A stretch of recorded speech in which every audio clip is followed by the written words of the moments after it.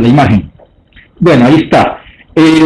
Me imagino, así como me acaban de decir por la mañana, vieron un tema que es bastante importante, tanto como este. Lo ideal sería haber comenzado con este tema de adaptamiento y después ver lo que la licenciada les enseñó. No, es cuestión de programación, va. La licenciada probablemente les habrá explicado los diferentes tipos de necrosis, lo que es lesiones reversibles e irreversibles, que la necrosis gaseosa, la necrosis licuefactiva, la necrosis de grasa, necrosis gaseosa, cómo se presenta macroscópicamente e histológicamente, y que al final pues la célula tiene dos alternativas para morir. Lo hace a través de la necrosis y la otra de la apoptosis, que es la muerte celular programada.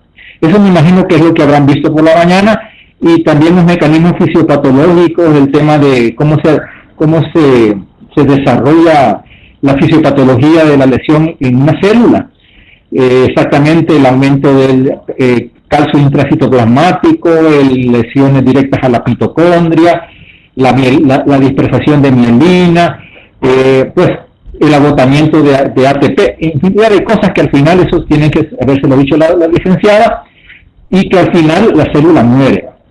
Esa es la situación. Ahora, pero lo que antes se da, antes de que una célula muera, el organismo sufre una serie de trastornos en relación al esfuerzo o a una lesión en que se mantiene. ¿Qué quiere decir? Que el término de adaptación se utiliza para describir los cambios que ocurren en las células y tejidos tras un estímulo prolongado, falta de oxígeno y nutrientes y otras lesiones crónicas. Las adaptaciones suelen ser reversibles, aunque en algunos casos se vuelven irreversibles. O sea, ¿qué quiere decir? Que inicialmente una célula, para poder echar mano de su capacidad antes de morir, tiene que adaptarse en función de lo que va a desarrollar. Hay trastornos adaptativos fisiológicos y patológicos. Dentro de los fisiológicos, diríamos, los que inicialmente desarrollan son, por ejemplo, tenemos un mecanismo fisiológico y un mecanismo patológico. Y dentro del contexto fisiológico también tenemos el contexto compensatorio, que también es importante saberlo y entenderlo. Ahora, saber que las adaptaciones son cambios en general reversibles, como se los he comentado, derivados de una función aumentada, reducida o alterada de las células, tejidos y órganos. O sea, que cuando a un tejido o a una célula se le pide que haga más, la célula se tiene que adaptar. Y que las adaptaciones pueden ser, como los he dicho, fisiológicas o patológicas, o también compensadoras. Y las adaptaciones se asocian a múltiples causas. Ahora, pero antes de comenzar las imágenes, esto también lo van a leer en el libro que se los he comentado, que es muy bueno para poder explicarles, y que también está en el libro de la patología de Robbins. En el contexto de los tejidos que tanto se adaptan, quiero que por favor tomen nota de lo que voy a decir. Dentro del contexto de los trastornos de adaptación, tenemos tres diferentes tipos de células: las células lábiles, las células estables o quiescentes y las células permanentes. Ahora, las células lábiles por definición son aquellas que se están dividiendo continuamente y que en su ciclo celular no existe el estado de reposo. O sea, que son aquellas células que constantemente se están dividiendo y que no paran de crecer. En estas, por ejemplo, tenemos los ejemplos de las células epiteliales, las células gastrointestinales, las células hematopoyéticas y los espermatozoides en los conductos seminíferos. O sea, que las células lábiles son aquellas que se van a estar dividiendo constantemente, el ciclo celular no para, no se detiene, y que los ejemplos, como les vuelvo a repetir, son células epiteliales, células gastrointestinales, células hematopoyéticas y los espermatozoides. Ahora, aquí, en un dado caso, si se pierden estas células, lógicamente se van a reemplazar. Un ejemplo típico de esto es la piel. La piel imperceptiblemente, constantemente se está desprendiendo, o sea, las escamas de piel constantemente cada cierto tiempo, digamos 28 días, se van a estar desprendiendo. Así, por ejemplo, el endometrio en la menstruación en el sexo femenino hace que cada 28 30 días este tipo de células endometriales que son epiteliales constantemente se están desarrollando. Así como el ciclo del glóbulo rojo, que ustedes bien saben, tiene una cantidad de tiempo que cambia, y los espermatozoides que constantemente se están dividiendo y que entran en el contexto de lo que son las células lábiles. Ahora, en la segunda categoría tenemos las células estables, o también llamadas quiescentes, que son aquellas células estables que están prácticamente en reposo. O sea, son células que están ahí, pero que están prácticamente en reposo y tienen una velocidad de replicación bastante baja, o muy baja. Y su ciclo celular está normalmente en reposo, pero que se activa dependiendo de las circunstancias necesarias. Y en este caso, el ejemplo típico correspondería a los hepatocitos, o sea, las células del hígado, o los túbulos renales en el riñón. Un ejemplo sería, por ejemplo, aquella persona que por una X razón traumática tuvo una herida de arma de fuego y el disparo se topó con el lóbulo derecho hepático y explotó y hubo una ruptura, pues este hígado, después de que se le hace su procedimiento quirúrgico, tiene la capacidad de volverse a regenerar. Si se perdió el lóbulo derecho, pues el lóbulo derecho vuelve automáticamente a repararse. Así como también en los túbulos renales, que tienen una capacidad de que cuando existe una lesión, aunque las células estén en reposo, automáticamente comienzan a repararse. Y en un momento determinado, lo que se pretende con este tipo de células estables es tratar en lo posible de generar la masa o el tejido que se ha perdido. Esa es la segunda tipo de célula. De ahí tenemos las células permanentes. Acuérdense muy bien, porque esto se lo voy a preguntar en el examen. Viene la tercer tipo de célula, que se llama células permanentes, que evidentemente son las con las cuales nacemos. No se están dividiendo y no pueden entrar en el ciclo de replicación. Y el ejemplo típico de esta es las neuronas del sistema nervioso central y las fibras musculares, los miocitos en el corazón. Ahora, si estas células se pierden, la única respuesta en sí es un reemplazo, que es a través de una fibrosis o una cicatrización. Y que al final, o sea, célula que se pierde es célula que no se vuelve a recuperar. Al final lo que se forma es un tejido fibrótico, una cicatriz, y es importante que ustedes lo tengan en consideración. Mi pregunta es, todo lo que acabo de explicar, ustedes me lo han tomado, me lo han recibido, lo han oído, ¿de acuerdo? ¿Pregunta? ¿Respuesta?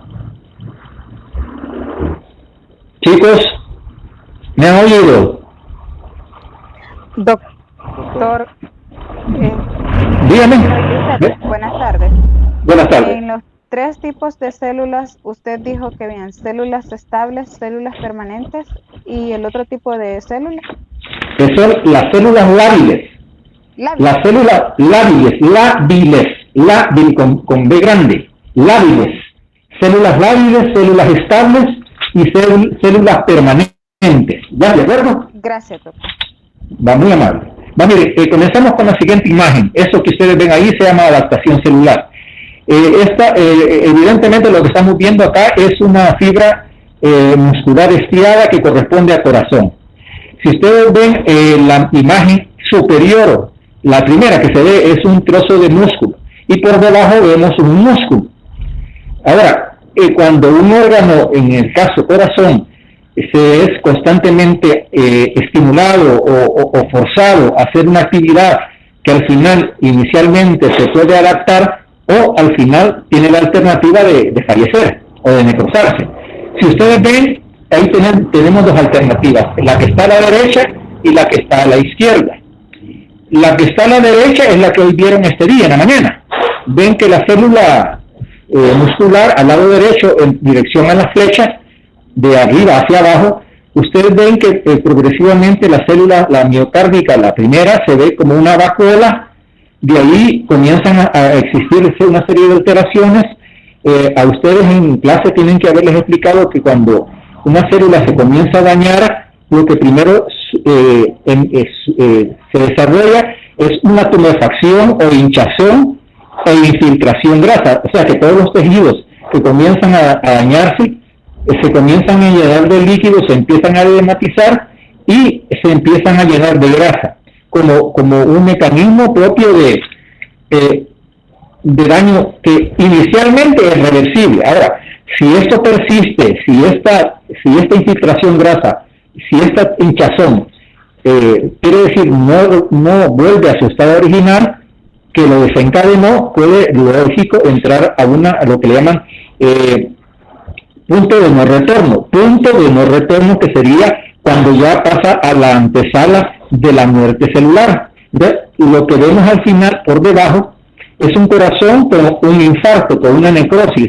Si ustedes lo ven, vemos que el corazón se ve grande y se ve como una mancha amarilla, con un poquito de color negro. Pues ahí lo que ustedes al lado derecho tienen un corazón crecido, pero que al final tiene un infarto del corazón, ¿de acuerdo? Ahora, tenemos la otra alternativa, que es la que tenemos, que nos interesa este día, es que toda alteración adaptativa o un esfuerzo que hagamos, por ejemplo, el que se dedica a hacer mucho ejercicio, el que se dedica a levantar pesas, a hacer físico-culturismo, o aquella persona que no cuida su salud y el colesterol, los triglicéridos, la obesidad, la sobrecarga de volumen hace de que nuestro querido corazón aumente de tamaño por cuestiones meramente patológicas.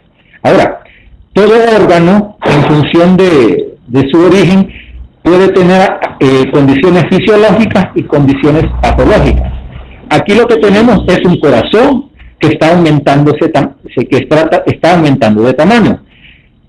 Si existen lo que sería, en este caso, hipertrofia, cuando el músculo comienza a crecer en relación a lo que ustedes están viendo en la imagen de izquierda, la inferior, que es un corazón aumentado de tamaño, tenemos una hipertrofia. La hipertrofia es el aumento del volumen de la célula. En este caso, lo que tendríamos es una célula muscular. Ahora, ahí tendrían dos alternativas. Una fisiológica, que es la típica cuando sometemos al cuerpo a un mecanismo así como ejercicio, físico-culturismo, levantamiento de pesas. Pero, por ejemplo, si tenemos un factor de triglicéridos altos, colesterol, obesidad, lógicamente el paciente va a generar una hipertrofia del corazón patológica.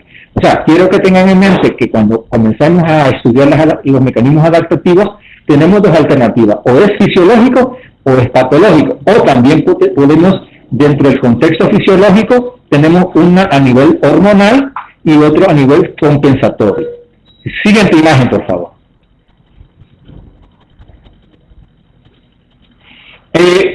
La idea es la que creo que tiene que haberles hablado la licenciada hoy por la mañana, que toda célula tiene que, en lo posible, cuando empieza a ejercer trabajo o una demanda de trabajo adicional generando un estrés, lo que se pretende que inicialmente es tratar de generar una homeostasis, un equilibrio entre el esfuerzo contra la demanda. Ahora, si esto, pues este esfuerzo o este estrés continúa, lo que va a suceder es que el organismo, la célula, el tejido, va a tener una respuesta adaptativa. Ahora, ¿qué quiere decir esto? Que inicialmente en esta imagen que tenemos acá, en la parte superior vemos que la homeostasis tiene que ver mucho con, homeostasis tiene mucho que ver con el concepto de una célula normal. Ahora, esta célula normal que está regulando un mecanismo normal, o sea, el equilibrio que tiene las alternativas. Aquí se genera un estrés. Ahora, si este estrés se incrementa en función de la demanda, tiene la alternativa de adaptarse.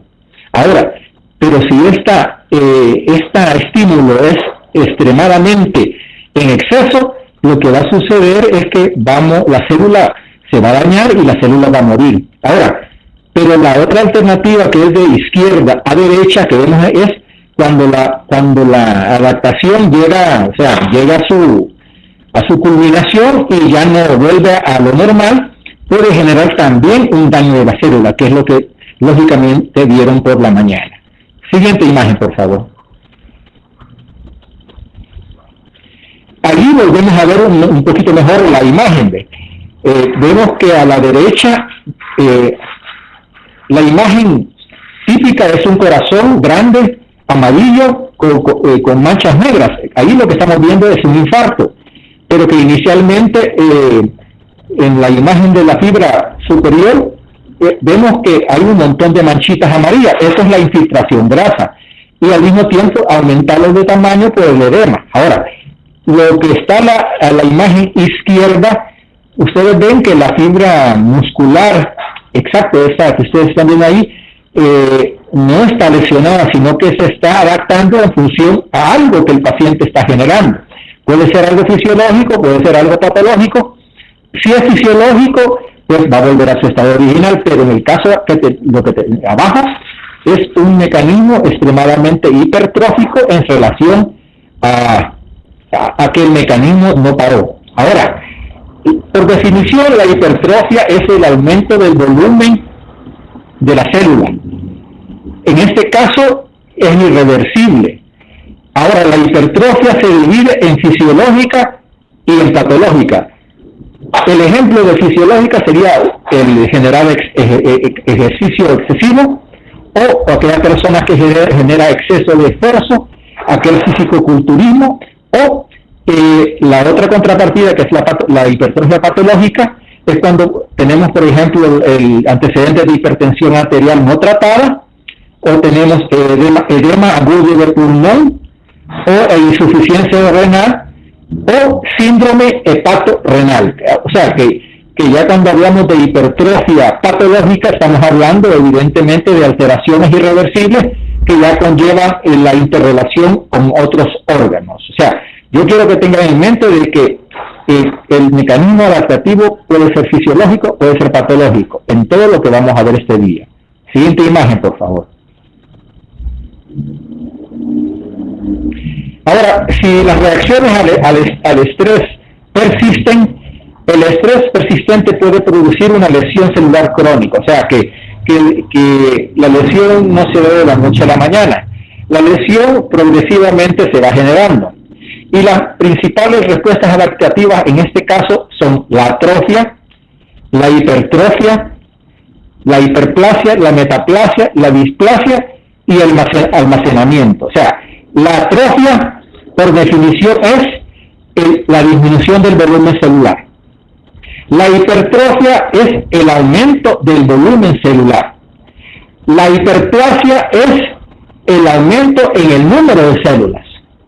La metaplasia es la transformación de un epitelio maduro por otro epitelio maduro diferente.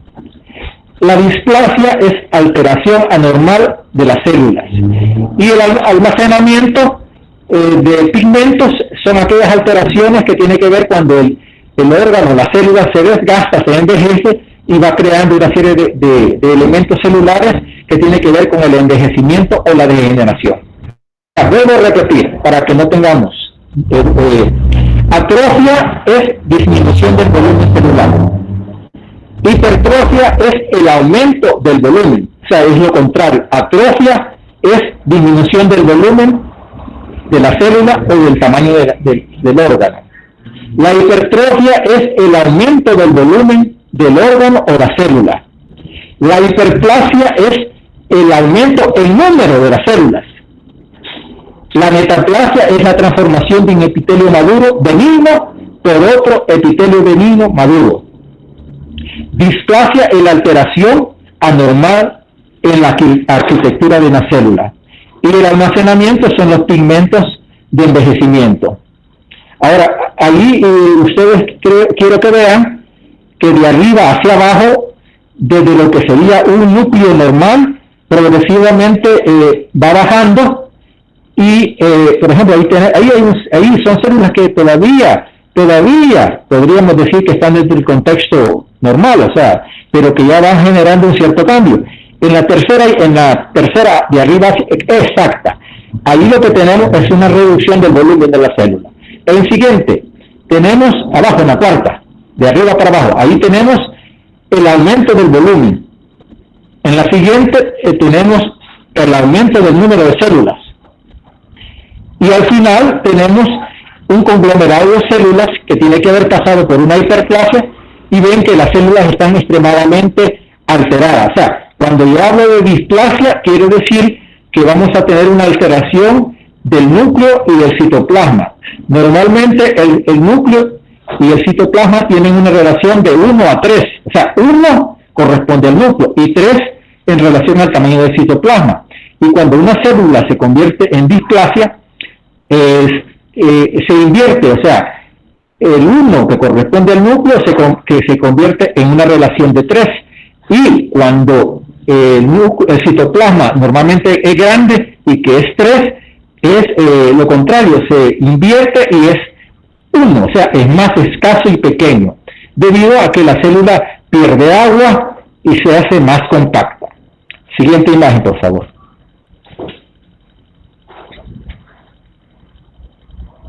Ahí lo que ustedes están viendo a la derecha es un cerebro normal.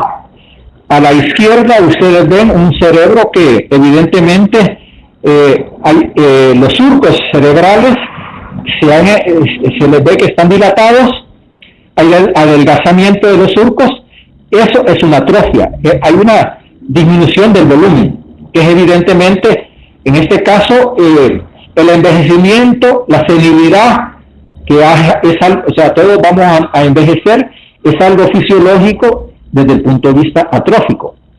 Y si también puede ser patológico, por ejemplo, el Alzheimer, que es una enfermedad degenerativa que también puede conllevar al condicionamiento del aparecimiento de atrofia.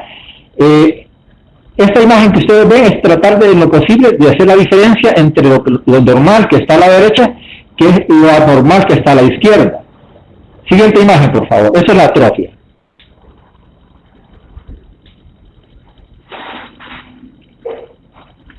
En la atrofia lo que se observa es que hay una disminución del tamaño o función del órgano, disminución en el tamaño de la célula por pérdida de la sustancia celular, las células se retraen, dejan de ejercer su función y reduciendo al mínimo su capacidad energética.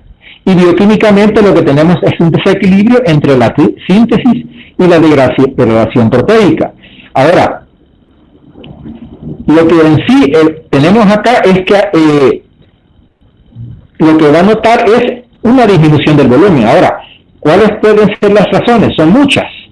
Un ejemplo, por ejemplo, de una atrofia que a veces puede ser reversible, que no es patológica. Cuando a alguno de ustedes les colocan un yeso en alguna fractura, en el pie o en el brazo, pasado el tiempo de que ustedes andan con el yeso, se darán cuenta que cuando se los quitan, existe una disminución del volumen de la masa de ese miembro que está en un yeso.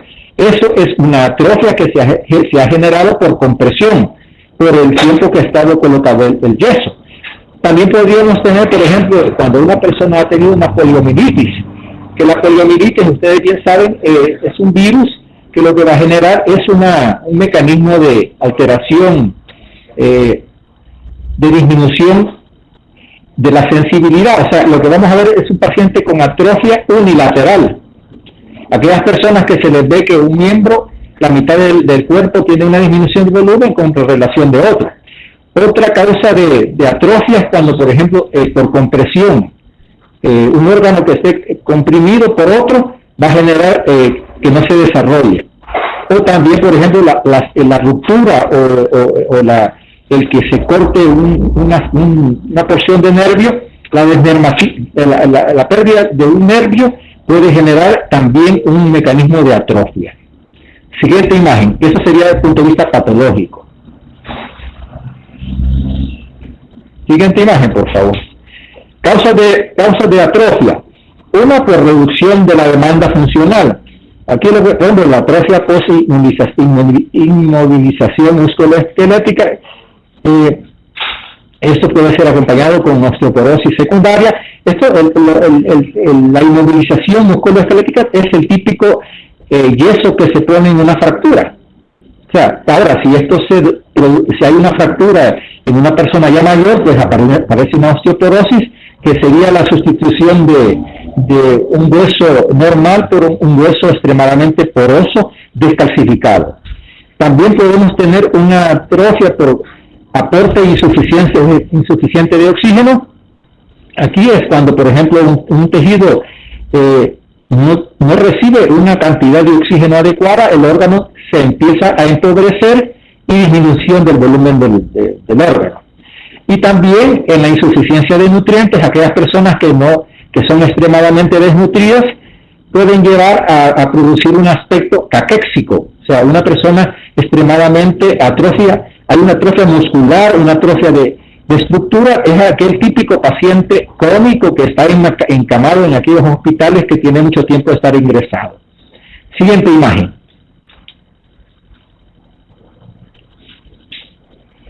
También tenemos la pérdida de vestíbulo endocrino, o sea, cuando aquel órgano deja de ejercer una función de secreción de hormonas. Por ejemplo, tenemos el tiroides o las glándulas suprarrenales. Si las glándulas en un momento determinado dejan de producir la sustancia hormonal que produce una función y no se desarrolla, pues lógicamente el órgano comienza a empobrecerse y se somete a una atrofia. O la otra condición, por presión o lesión celular persistente. Por ejemplo, el que usted tenga un producto de cambios isquémicos o producto de trastornos de tipo inflamatorio, el que usted, por ejemplo, el hablar presión o lesión celular persistente, sería el que usted genere presión persistente, a veces hasta estrangular un órgano, de una manera persistente y prolongada, o un trastorno inflamatorio, productor de pus, hace de que el órgano involucrado comience a reducir su tamaño. Siguiente imagen, por favor. Lo anterior es la atrofia. La atrofia dijimos que es la disminución del volumen de la célula, del tejido, del órgano, por condiciones fisiológicas o patológicas. Con los ejemplos anteriores ustedes se darán cuenta cuál es lo fisiológico, cuál es lo patológico. Lo fisiológico es la senilidad. O sea, la atrofia es aquel mecanismo fisiológico que conlleva, diríamos, a lo que realmente, así como nacemos, vamos a morir. Entonces, el que una persona tenga una senilidad o un envejecimiento es para tener una atrofia fisiológica. Pero si tenemos una atrofia patológica, pues conlleva los ejemplos que hemos visto y que son totalmente diferentes. Ahora vemos el ejemplo de hipertrofia. Por definición, la hipertrofia es el aumento del tamaño de las células. Y lógicamente el que conlleve eso, vamos a ver aumento del volumen celular, el aumento del tejido y del órgano. Ahora puede ser por señales tróficas o aumento de las demandas funcionales. O sea, puede ser, en otras palabras, por cuestiones fisiológicas o por cuestiones patológicas. Ahora, aquí dice, el órgano hipertrofiado no renueva la célula, o sea, son células permanentes de las que estuvimos hablando. Toda célula que se dañe no se va a volver a renovar.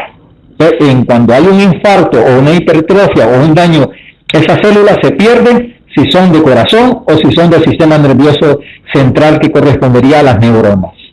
Siguiente imagen, por favor. Las causas de hipertrofia, tenemos dos.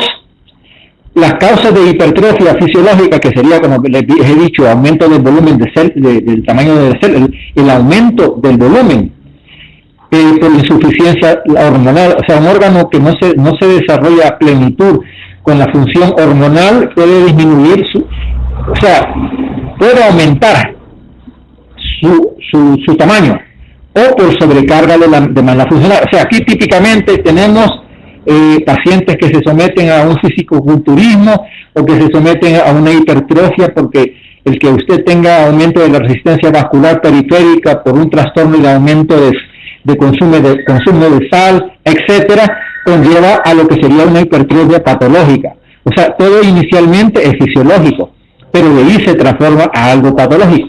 Aquí tenemos, por ejemplo, la imagen, al lado derecho vemos fibras musculares que están hipertrofiadas y que en la imagen de la izquierda no es un corazón, ese es un útero. Acuérdense de que el útero, cuando una mujer está embarazada, aumenta de tamaño. Pues el útero, por ser un órgano que tiene fibras musculares de músculo esquelético estriado y músculo liso, cuando el embarazo se genera, conlleva también la hipertrofia del útero, le llaman útero gravídico gestacional. O sea, la imagen de la izquierda, la última, corresponde a un útero, pero es una hipertrofia fisiológica del útero. Ahí lo que vemos es la diferencia. Vemos un útero pequeñito y a la par está el útero grande. Eso es una hipertrofia fisiológica propia de un útero en gestación en una mujer embarazada, que esto tiene que ver por la influencia hormonal. Acuérdense que los estrógenos tienen que ver mucho con proliferación celular. Entonces hay receptores que generan que, por lógico, por la presencia de un feto, un recién nacido, aumenta el volumen. Siguiente imagen. Este paciente que ustedes ven, pues son encías aumentadas de volumen. Para poder hablar de hiperplasia, pues evidentemente tenemos que reconocer de que hiperplasia es el aumento del número. Y lo que vemos ahí es que las encías que corresponden a epitelios, quiero que guarden algo que les voy a decir. Partamos de la hipertrofia. Cuando vayamos a hablar de hipertrofia, vamos a hablar de fibras musculares lisas y esqueléticas, que siempre se le va a denominar hipertrofia. Esto se lo digo porque en un momento determinado, cuando le vayamos a llamar, ponerle el nombre a una estructura con un trastorno, primero tenemos que saber de qué tipo de tejido está formado. Y en caso, por ejemplo, el corazón es músculo, el útero es músculo liso y músculo esquelético. Ahora, aquí lo que tenemos son encías, cavidad oral, pero lo que tenemos aquí son epitelios, y la mayor parte de epitelios están constituidos por células en cuanto al número de volumen aumentado, o sea, aumento del número de células de un organismo. Aquí lo que vamos a tener alteraciones fisiológicas o alteraciones compensatorias. O sea, la hiperplasia se va a producir por cuestiones fisiológicas. Lo normal, por ejemplo, una hiperplasia fisiológica de la menstruación, una hiperplasia fisiológica del embarazo, una hiperplasia del crecimiento de las mamas en la mujer cuando está embarazada, o una hiperplasia compensadora, como ya les dije anteriormente, aquella que sucede cuando, por ejemplo, la destrucción del lóbulo derecho por una agresión de un arma de fuego, el recuperar ese lóbulo, pues es por una cuestión fisiológica compensatoria. Ahora, las causas, pues estimulación hormonal, aumento de la demanda funcional o una lesión celular crónica. Aquí lo que ustedes tienen es una hiperplasia de las encías debido a la toma de fenobarbital. La toma de algunos medicamentos como el fenobarbital inducen al crecimiento de las encías, típico de lo que estamos viendo. Esos promontorios entre diente y diente son la típica aumento de volumen y que se transmite a través de una hiperplasia. ¿De acuerdo? Siguiente imagen.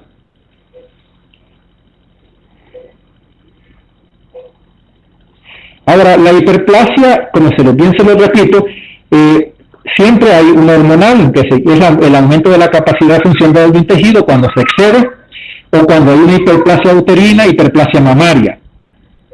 Cuando hay una hiperplasia compensatoria es cuando hay aumento de la masa tras el daño o resección parcial, en el caso, por ejemplo, por la pérdida de un trozo de hígado por una herida de arma de fuego. O podemos tener lo que es la hiperplasia patológica, cuando hay un estímulo excesivo, un estímulo exógeno, algo que venga por dentro o que venga por fuera, de tipo hormonal. y un riesgo de proliferación cancerosa que también tiene que ver el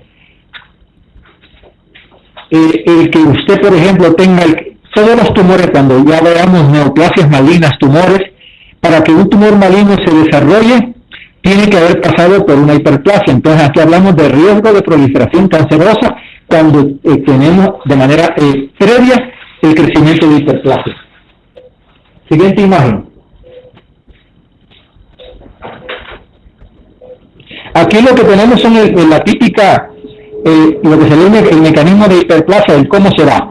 Es una producción aumentada de factores de crecimiento con el consiguiente aumento de la transcripción de genes. O sea, que hay genes receptores los cuales generan la respuesta de lo que sería un epitelio normal, que tiene dos alternativas. O sea, los receptores de crecimiento tienen dos alternativas cuando son estimulados.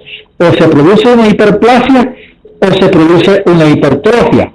Ahora, tanto en el aumento tanto como el aumento del volumen. O sea que, y quiero que tomen en consideración que cuando en algunos órganos, a excepción del corazón, el corazón solamente va a tener la hipertrofia. O sea, cuando ustedes hablen de hipertrofia, piensen solamente en corazón.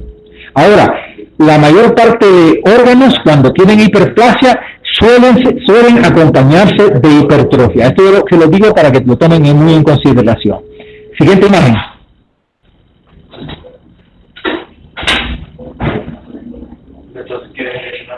Pasamos al siguiente efecto o trastorno adaptativo. Tenemos lo que sería la metaplasia, que sería la conversión la transformación de un tipo celular diferenciado por otro. Es un cambio reversible de una célula adulta epitelial o mesenquimatosa a otro. Me quiero parar acá para poderles definir qué es epitelial y qué es mesenquimatoso. Cuando las células inicialmente se desarrollan, acuérdense que lo que son las tres capas germinativas: el mesodermo, el ectodermo y el endodermo. Del mesodermo se originan las células de sostén, me refiero a músculo liso, músculo esquelético estriado, el hueso, el cartílago, etcétera. Todo aquello que sea de sostén. El caminar, bueno, alguien que camine necesita un tejido de sostén, de ahí proviene el mesénquima. De ahí tenemos el ectodermo. El ectodermo es donde se origina el sistema nervioso, el sistema el de la piel. Ahora, cuando hablamos de endodermo, hablamos de todos los sistemas, sistema respiratorio, digestivo, urogenital, etc. Entonces, cuando hablamos de epitelial, quiere decir todos los epitelios de órganos, digestivo, respiratorio, uroterial. Entonces, al hablar de mesénquima, hablamos de tejido de sostén. Y si hablamos de epitelios, hablamos de glándulas y de epitelios que tapizan estructuras. A todo esto, casi siempre es una respuesta a una lesión persistente. El que usted tenga un trastorno irritativo, el que usted fume, el que usted constantemente reciba luces ultravioleta, son mecanismos que si usted se los evita, lógicamente su lesión o su tejido va a volver a lo original. Pero aquí se produce lo que es una metaplasia. Aquí ustedes lo que están viendo es, a la derecha, la imagen histológica es el grosor de un epitelio. Es la presencia, aquí lo que vemos, el trozo de una metaplasia escamosa. Es el aparecimiento de células escamosas en un epitelio columnar. Son columnas. Entonces, estas células escamosas están invadiendo otro epitelio, pero normal. Ahora, es importante definir de que la metaplasia escamosa crece de abajo hacia arriba. Quiere decir que usa inicialmente el inicio de la membrana basal. Ahí sale al lado izquierdo, dice basement membrane. Eso es la membrana basal. La membrana basal es el delineamiento de la parte inferior del epitelio que va de izquierda a derecha. Y exacto, esa es la membrana basal. y que a partir de ahí hacia arriba, la metaplasia escamosa crece en función de las células de reserva. Ahí dice reserve cells. Esas son células de reserva o células inferiores, que a partir de esas se genera un trastorno. O sea, vuelvo a repetir, la metaplasia es la transformación de un epitelio por otro epitelio de manera benigno a benigno maduro, como algo relacionado con una irritación. Siguiente imagen, por favor. Ahí lo que tenemos, miren, es una metaplasia escamosa del epitelio respiratorio. Ustedes ven que a la izquierda es un epitelio que en la parte superior vemos cilios. Espero que me lo vean. El de la izquierda es un epitelio respiratorio que ustedes ven en superficie cilios. Entonces, cabal, eso que ustedes ven ahí son cilios que permiten que el fluido de las secreciones, eso se pueda mover. Pero a la derecha vemos un epitelio totalmente diferente, más celular, más aumentado de color, que sería algo característico de la metaplasia. Eso sería, lógicamente, y probablemente asociado al consumo de tabaco como algo irritante. Si usted deja de fumar, pues evidentemente va a desaparecer eso. Siguiente imagen.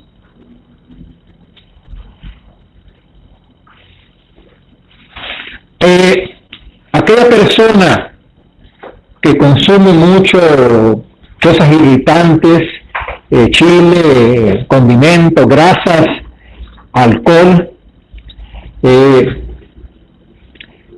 ustedes bien recuerdan que tienen primero el esófago. El esófago es un tubo por donde pasa el alimento.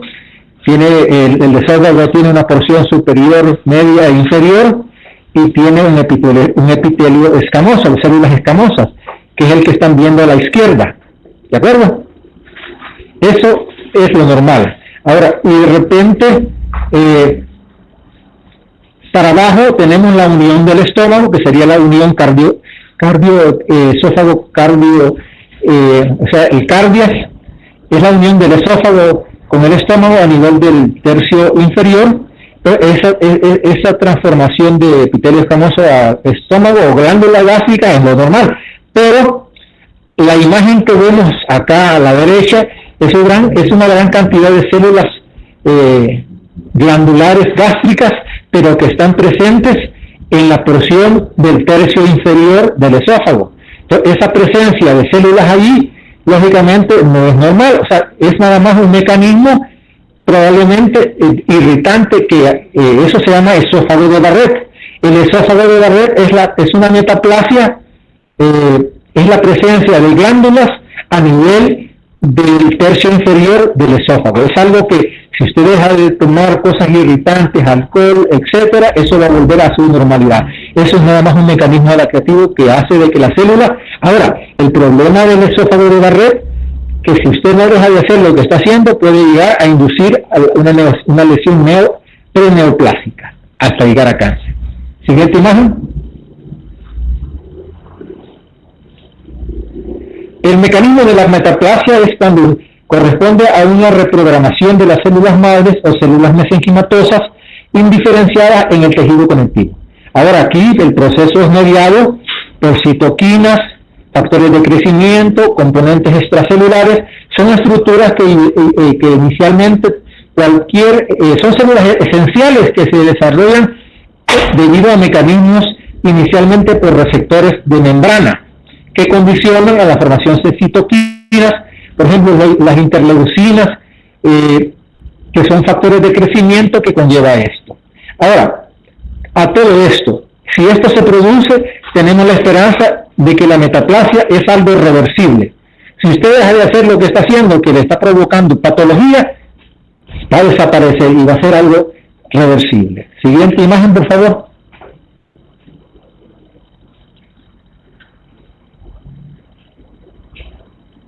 Ahí tenemos, si usted, por ejemplo, persiste con la irritación, hemos hablado de atrofia, hiperplasia, hipertrofia, hemos hablado de metaplasia.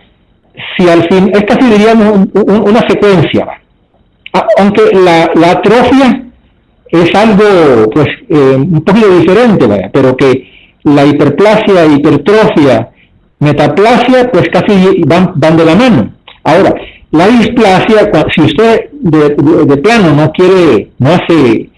hace atención al llamado, al consejo, y sigue fumando, sigue tomando alcohol, sigue dañándose su cuerpo, usted lo que va a hacer es que va a someter a su célula a mayor estrés.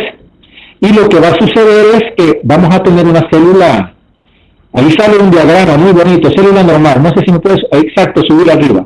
Sube el puntero, por favor, si es tan amable. École, ahí tenemos una célula normal. En este caso, la displasia tiene dos alternativas. Veamos de la derecha. La derecha, por favor. Hacia abajo.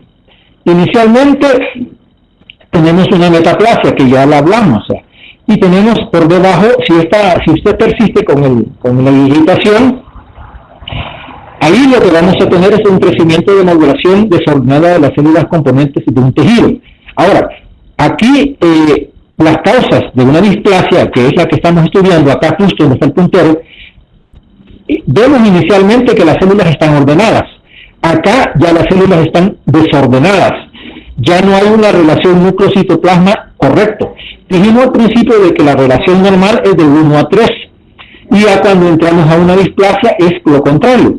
Es de 3 a 1.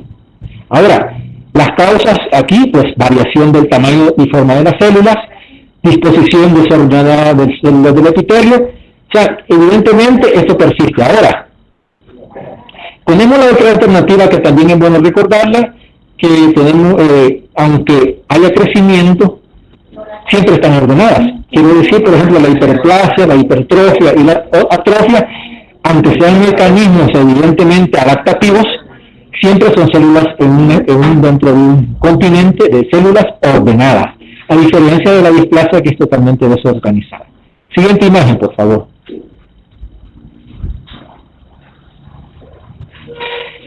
Ahí lo que tenemos evidentemente es una imagen, se ve un poco borrosa, pero véanla con detenimiento. Primero ubiquemos la membrana basal. No sé si le puedo dar, justo.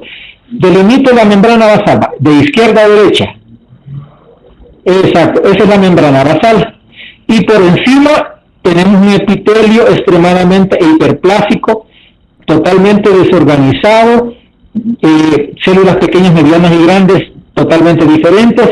Eso que ustedes tienen es una displasia. Y por debajo de la membrana basal tenemos el corium, o sea, el corium, el músculo liso. Eso es músculo liso, que es, ese sería el estroma, y lo que está arriba de la membrana basal es el parénquima, o sea, el estroma y el parénquima. Eso se lo va a hablar cuando hablemos de neoplasia. Pero aquí lo que vemos es un epitelio extremadamente conglomerado, totalmente diferente a como habitualmente lo tenemos, y esto realmente también tiene que ver con estímulos nocivos persistentes. Aquí la displasia es una lesión preneoplásica, ya que es una fase necesaria en la evolución celular hacia el cáncer. O sea, que para que podamos llegar a tener un cáncer como tal cual estamos viendo, una displasia, la célula, en el caso epitelial, tiene que haber pasado por una hiperplasia, metaplasia, y si eso no se corrige, lo que tenemos acá es un epitelio con una displasia severa, que conlleva a todo el grosor de ese mismo. ¿De acuerdo? Siguiente imagen. Ahí lo que ustedes están viendo, por ejemplo, eso sería un epitelio columnar cilíndrico normal de respiratorio. Y ahí vemos a la derecha célula. Eso que me está señalizando es un epitelio cilíndrico, epitelar respiratorio. Ahí se ven sus cilios, y a la derecha se ven células que están allí normales, pero que abajo al lado izquierdo tenemos una metaplasia, que hay una transformación de un epitelio por otro epitelio, pero que a la derecha de este vemos que hay un crecimiento excesivo, desorganizado, así en sobreelevado, que está a la derecha. Eso es metaplasia, me refiero al que está a la par. Ahí vean la diferencia. Es una etapa persistente. Entonces, ahí lo que tenemos es una displasia. Ahí lo que vemos es una alteración morfológica de las células. Hay una distorsión, hay pequeñas, medianas y grandes. Si ustedes ven, con relación a una célula normal, el núcleo está aumentado de tamaño o a veces está como partido. Eso es decir, la correlación de lo normal con la metaplasia y la displasia. Siguiente, por favor. De ahí, ya por terminar, otro de los elementos importantes que tiene que ver con los mecanismos adaptativos o de generación o de envejecimiento son las sustancias de almacenamiento intracelular. Se refiere a la retención de materiales en el interior de la célula. Estas sustancias pueden ser normales o anormales, endógenas o exógenas, peligrosas o inocuas. Tiene que ver con nutrientes, fosfolípidos degradados, sustancias que no se terminan de metabolizar, sobrecarga de componentes normales, proteínas anormales. Por ejemplo, es cuando ya realmente se da un mecanismo de desuso que hace de que ya no se degraden, ya y se incorporen a la vida normal de una célula. Al final, lo que aquí se trata de lo posible es de fagocitar e incorporar esa sustancia al vivir de una célula. Siguiente imagen, por favor.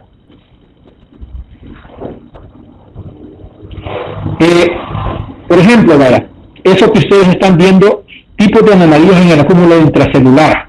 Eso que ustedes están viendo allí, eso es un tejido hepático, ahí son hepatocitos. Y ustedes ven esas gotas de grasa, esos agujeros blancos. Ese montón de agujeros blancos, esos corresponde a lo que se llama metamorfosis o esteatosis hepática. Esas son gotas de grasa. Cuando una persona aumenta su obesidad o el consumo crónico de alcohol, la primera manifestación típica hepática de morfología es esto que ustedes están viendo. Este depósito de gotas de grasa de pequeño y mediano tamaño es reversible. Ahora, esto se define como una sustancia endógena normal que se produce a un ritmo normal o aumentado, pero su metabolismo es inadecuado para eliminarla. En el caso, por ejemplo, aquí lo que tenemos, un hígado graso por la acumulación intracelular de triglicéridos, grasa. Si usted tiene los niveles de colesterol muy altos, triglicéridos, probablemente al no generar dieta o mejorar su ritmo de alimentación, lo que va a generar esta imagen.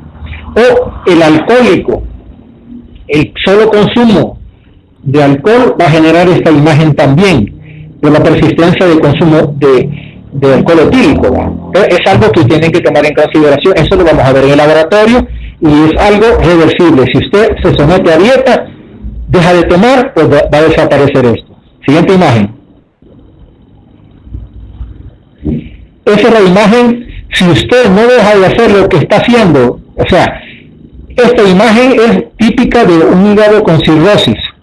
Ustedes ven que ya no se ve un parénquima hepático normal, lo que se ve es múltiples nódulos, pelotitas redondas. Esos son nódulos de regeneración en una cirrosis. Esto es típicamente cuando una persona ya es una persona alcohólica, ya hay mecanismos de insuficiencia hepática, el paciente está histérico, quiere decir que se ve amarillo, verde, y hay mecanismos de alteración de coagulación. Esto que ustedes ven es algo irreversible. Siguiente imagen, por favor.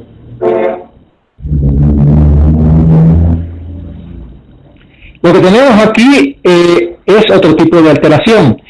Este es un órgano, este es pulmón. Yo creo que todos hemos estado expuestos al humo de carbón.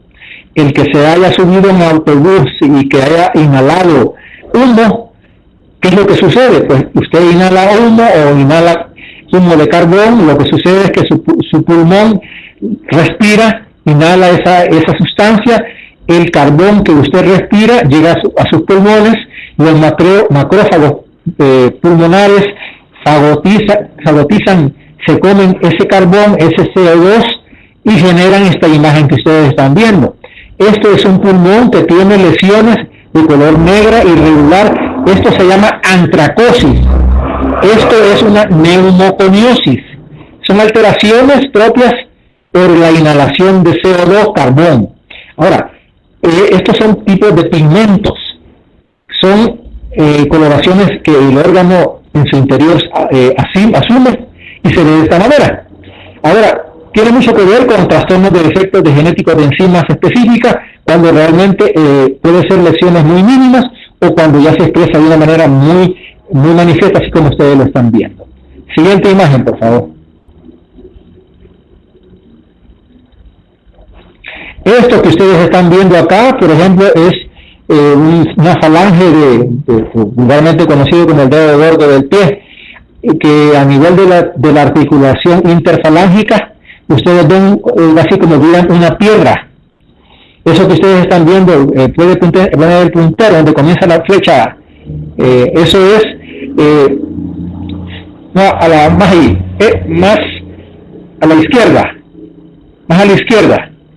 École, eso es una calcificación de uratos, o sea, el ácido úrico, el que por ejemplo usted consuma muchas proteínas, el que no se terminen degradando y se vayan acumulando y depositando en nuestro organismo, más que todo en sistemas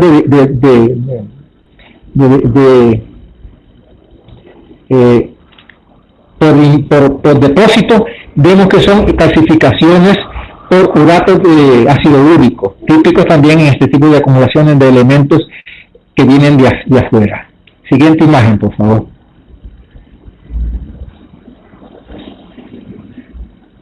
Aquí lo que tenemos, la imagen que está por arriba es un pulmón, y también la que está abajo.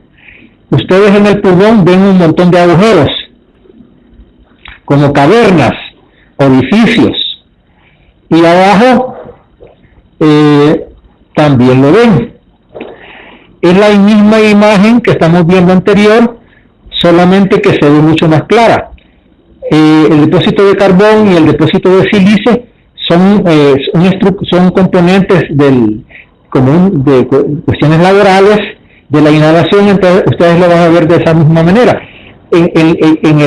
Justo ahí se ve un pigmento o una coloración negruzca, que sería típica de la impregnación del carbón o de sílice a nivel pulmonar. O sea, son depósitos de tipo acúmulos intracelulares.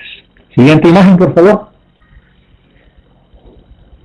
De ahí, volviendo a la imagen de la esteatosis, la metamorfosis grasa del hígado, pues evidentemente la esteatosis o cambio graso se debe por acúmulo normal de triglicéridos, o sea que se van depositando a nivel de hígado, de ahí a nivel de corazón, músculo y riñón. Quiere decir que los órganos que tienen mayor predilección para que los lípidos se puedan depositar o impregnar o acumular son el hígado, el corazón, el músculo y el riñón. Se llenan mucho de grasa. Sí, y generan una acumulación que inicialmente puede ser reversible si usted deja de tener ese daño persistente. Nada más. Siguiente imagen, por favor. Ahí tenemos una imagen típica de los comienzos o de los inicios de una metamorfosis o esteatosis hepática. Ahora, aparte de eso, ustedes ven que el hígado también está enrojecido. Aquí ya también tenemos un aumento de la congestión hepática. Esto lo vamos a ver en los trastornos hemodinámicos de los órganos cuando están en extrema congestión sanguínea. Siguiente imagen, por favor.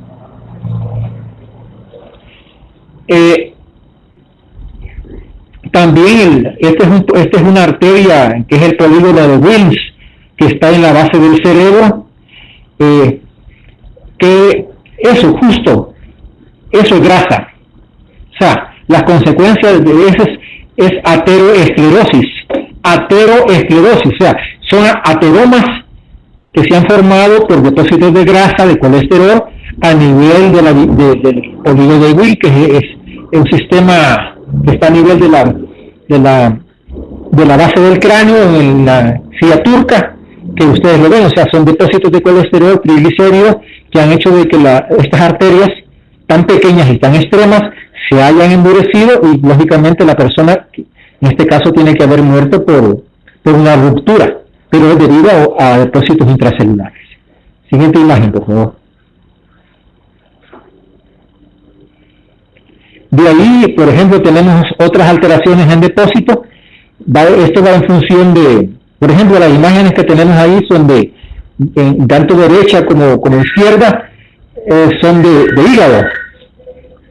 Son acúmulos de gotitas, vacuolas o agregados en el citoplasma que tiene que ver con, por ejemplo, con gotitas de reabsorción cuando, por ejemplo, tenemos problemas en el hígado, en el riñón, perdón, en el túbulo renal proximal, defectos en el plegamiento de proteínas que van a generar alteraciones, producción de proteínas tóxicas y retención de proteínas secretoras. Y al final lo que vamos a tener son coloraciones típicas en las imágenes que tenemos acá. A la izquierda tenemos hígado y a la derecha tenemos túbulos renales. Ustedes ven que son tinciones de color azul y de color a la izquierda de color marrón. Estas son técnicas especiales que tratan en lo posible de identificar proteínas que se están metiendo en la célula. O sea, eso es nada más, pero que tiene que ver con aumento de acumulación de proteínas anormales.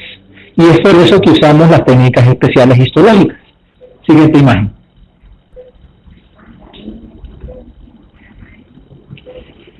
Ya casi por último, cuando por ejemplo el órgano se va envejeciendo, puede tener la tendencia a endurecerse, y esto lo conocemos como el término de calcificación. Es el depósito de calcio, que es un proceso normal en la formación de huesos, o sea, que es un mecanismo de envejecimiento en donde el órgano por su misma vejez se va endureciendo, se va calcificando, y tenemos dos tipos de calcificaciones. Puede ser una calcificación de envejecimiento o una patológica, que es la típica, la cual llamamos calcificación distrófica, que tiene que ver con depósitos de calcio y microscópicamente los tejidos están alterados. Corresponde a una acumulación de lesión de la célula, y también es un acúmulo dentro y fuera de la célula. O sea, son alteraciones que hay que tomar en consideración y que sería casi la etapa final de cualquier ser humano en cuanto a la composición de sus células. La calcificación, que se llama calcificación distrófica. Y es cuando ya, por ejemplo, tenemos células que han muerto. Todas las células que mueren, óigase bien, todas las células que mueren tienen que ver con la calcificación distrófica. Siguiente imagen, por favor.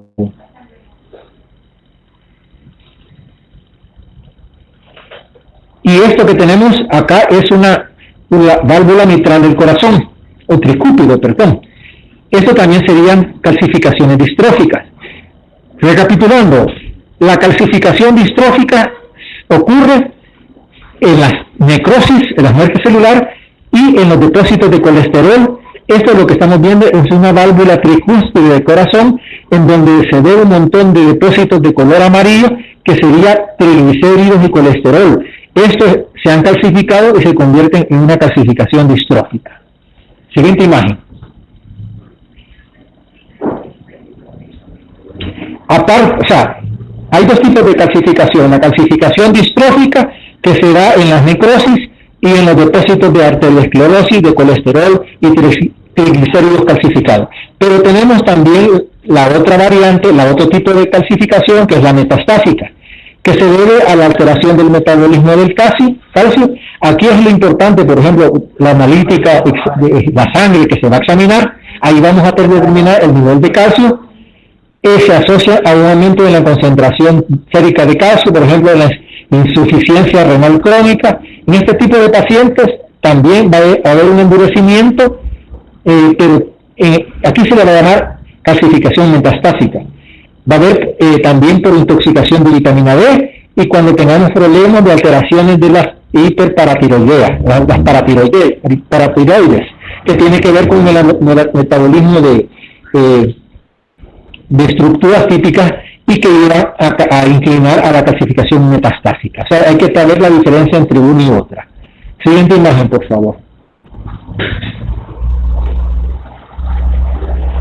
Por último, me queda nada más presentarles un diagrama, un esquemático en donde tenemos las principales adaptaciones celulares, de arriba hacia abajo, de izquierda hacia abajo, atrofia, hipertrofia, hiperplasia, metaplasia, displasia, la definición de cada una de ellas, los comentarios, a ver en qué lugares habitualmente se produce, por ejemplo, la hipertrofia, aumento del tamaño de célula, más corrientemente en corazón y riñón. Por ejemplo, los ejemplos, cómo se van generando, comentarios y ejemplos que típicamente ustedes tienen que tener en consideración. Esta es la clase que tenía preparada para ustedes, básica, muy conceptual para que ustedes puedan aplicar y que cuando estén en el laboratorio puedan tener una apreciación. Pero antes de llegar a la necrosis, acuérdense que la célula o el tejido, el órgano, tiene que haber pasado por un trastorno adaptativo. Quiere decir que para que la célula muera primero, tiene que haber sucedido un trastorno de cualquiera de estos que ustedes hemos visto este día.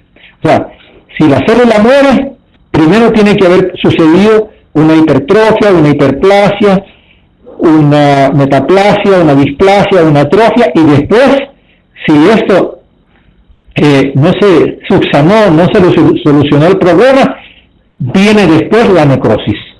Y eso ya al final, pues evidentemente es irreversible. He finalizado, no sé si tendrán alguna duda, alguna pregunta, alguna queja. Espero que me hayan entendido el tema. Ya espero que tengan la copia y pues si tienen alguna pregunta, pues bienvenido.